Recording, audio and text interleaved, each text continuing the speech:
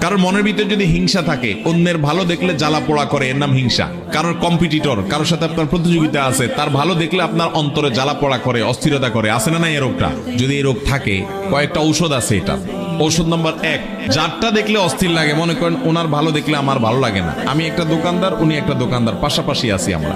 ওনার দোকানে কাস্টমার ঢুকলে আমার ভিতরে একটা মোচড় দিয়ে ওঠে, আর এটা কি হইলো? এই কাস্টমারটা আমার দোকানও না ঢুকতো, দুঃখ ছিল না, কিন্তু এই দোকানে ঢুকলো কেন? জলে কি জলে না? এর নাম হিংসা। এর নাম কি? আল্লাহ তাআলা তাকে দিচ্ছে, তাকে দিছে, এটা নিয়ে আমার হিংসা করা উচিত না।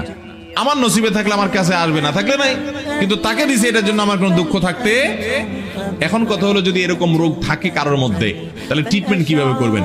ট্রিটমেন্টের 1 নম্বরের পলিসি হলো, যদি আপনার মনের ভিতরে এরকম অস্থিরতা হয় যে তার ভালো দেখলে আপনার ভালো লাগে না, তখন আল্লাহর কাছে মনে চাবে না, তবু জোর করে দোয়া করবেন, আল্লাহ ওনার দোকানে আরো কিছু কাস্টমার পাঠায় দেন।